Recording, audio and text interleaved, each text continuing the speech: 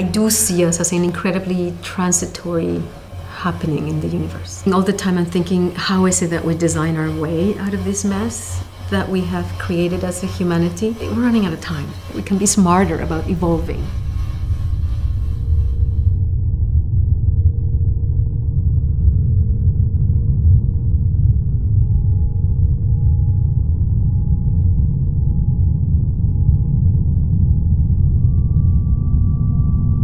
Through the design of nature, we can actually understand much more, where things are going, what we are made out of. It is truly like looking at this internal force that we have that is able to propel us, and especially in the idea of the edges of our conceptual powers.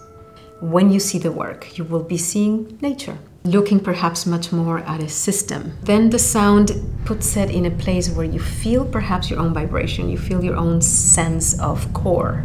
That nature can actually challenge your safety. I think creativity happens when you truly test the boundaries of things and when you push them to a point where you really don't know and you're not sure, and imagination starts flowing. The edges of where we feel comfortable is where I want to be. When we feel too comfortable, we stop seeing.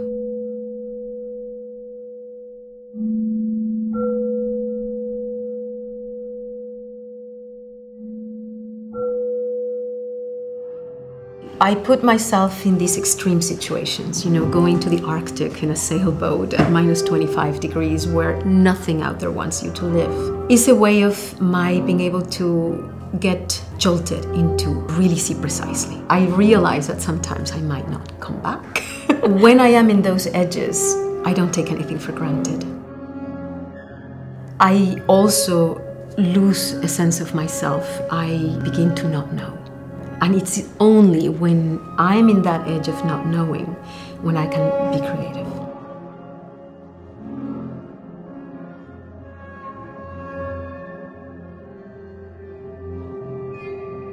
When I was going to ArtCenter in my 8th term project was to do a typographic exploration. It was not done at that time. So here I'm doing really large type and combining different sizes of type. It really was a tutti frutti of a portfolio. It was outside the discipline. So already there I was like a caged tiger. The discipline boundaries are incredibly destructive, and I love messy boundaries. We follow rules just because someone decided to make them. But we need to be able to unmake them or rethink them, redesign them. And I think that it is when your comfort zone is gone that you're able to say, well, let's invent something.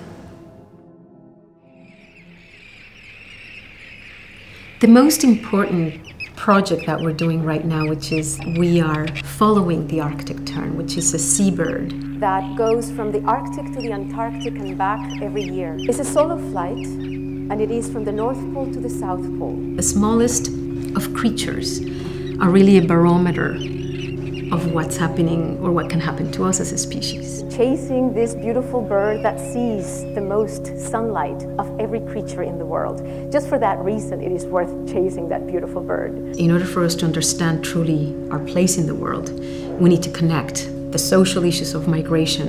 And I do think that the migration pattern for me is becoming a metaphor of how I like existing in the world. It connects all my expertise as a photographer, as a filmmaker, as a designer, as a bookmaker, but also charting, cartography. All my might as a graphic designer needs to come forward.